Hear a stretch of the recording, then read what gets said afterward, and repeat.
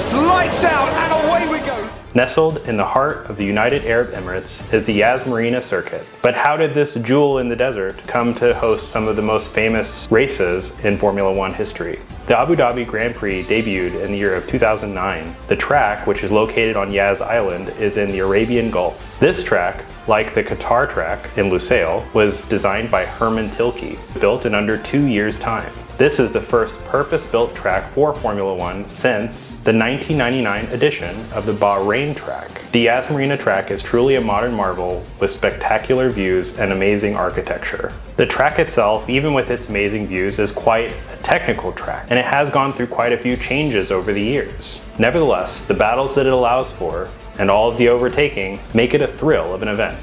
The inaugural race of 2009 was the first Formula One race ever held in the United Arab Emirates, and it would be one of the first championship clinching battles held at this track, one of many. Sebastian Vettel would go on to win the 2009 Abu Dhabi Grand Prix, but it would be Jenson Button who would go on to clinch the World Drivers' Championship that year. Throughout the years, this would be just one of many title-defending championship battles that would be held at this track. It has become a venue where a driver's destiny could change in the blink of an eye. Sebastian Vettel's triumph in 2009 laid a foundation for a strong presence in Abu Dhabi for many years to come. The following years saw some of Formula One's biggest stars claim victory on the Yas Marina Circuit, including multi-time world champion Lewis Hamilton, Fernando Alonso, and of course, Sebastian Vettel. And we can't forget about the current four-time champion Max Verstappen, who has won here 4 times.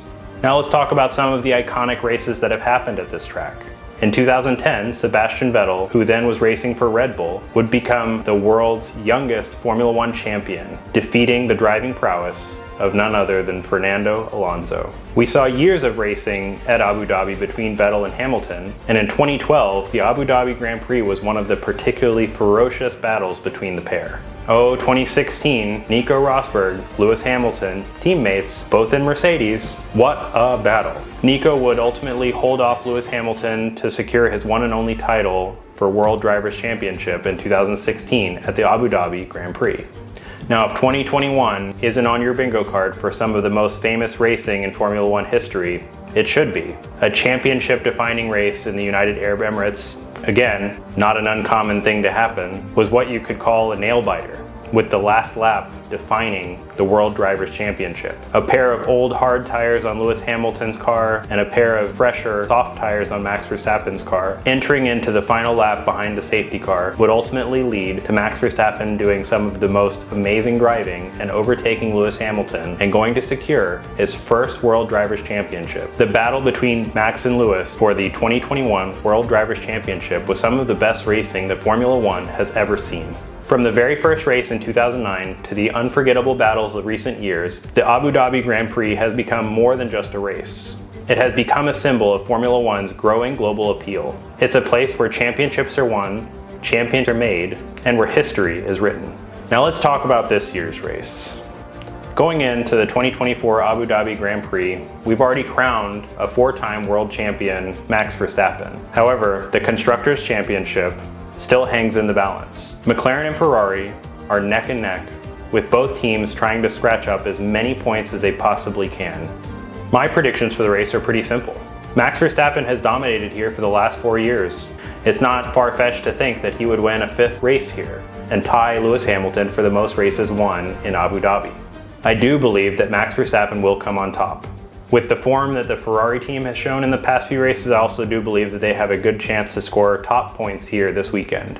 The gusto that the McLaren boys had at the beginning of the year and in the middle of the year seems to potentially have tapered off slightly after the conclusion of the World Drivers' Championship battle. So definitively, my podium and predictions for the 2024 Abu Dhabi Grand Prix are this. P1, Max Verstappen. P2, Charles Leclerc.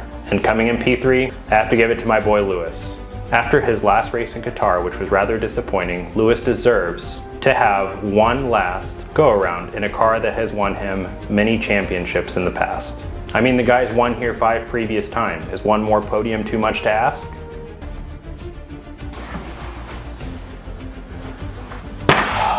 Well, I didn't want to remove my predictions that I had just filmed earlier. but alas, here we are. FP1 and FP2 have just finished, and my predictions don't look as fantastic. I didn't release the video as quickly as I thought I would have. FP1 was really fun to watch. Tons of rookies and up-and-coming drivers, young drivers, a total of 7 of them actually. The best storyline of FP1 in my opinion was Charles Leclerc and his brother Arthur, both on track at the same time. FP1 would ultimately be topped by Charles, Lando, and Lewis Hamilton. A few hours later we get to FP2. FP2 had all 20 drivers that are set to take the grid for the featured race. The FP2 session would be topped by the McLaren boys, Lando and Oscar, followed interestingly by Nico Hülkenberg. Based on the pace that the McLaren boys have been taking this weekend, and with Charles Leclerc taking a 10th-place grid penalty for taking a new battery, I don't think that my predictions are going to come true. Those two details make it seem far less likely that Ferrari will make up the difference to top McLaren in the Constructors' Championship this year. There's also a lot of bitter going on with the suite this weekend. We say goodbye to many wonderful drivers at the end of this race on Sunday. Multiple Grand Prix winner Valtteri Bottas and his teammate Zhou Guanyu, Kevin Magnussen, gone. Franco Colapinto doesn't seem to have a seat secured, and Liam Lawson also doesn't have a contract set for next year either. It seems that there is rumors that circulate every day on whether or not Sergio Perez will be in his seat in Red Bull next year. What we do get is the addition of Jack Doohan, one race early, to his contract with Alpine, taking the spot of Esteban Ocon, who is moving to Haas next year. So for now, let's all sit back as we go to 5 red lights at the Abu Dhabi Grand Prix.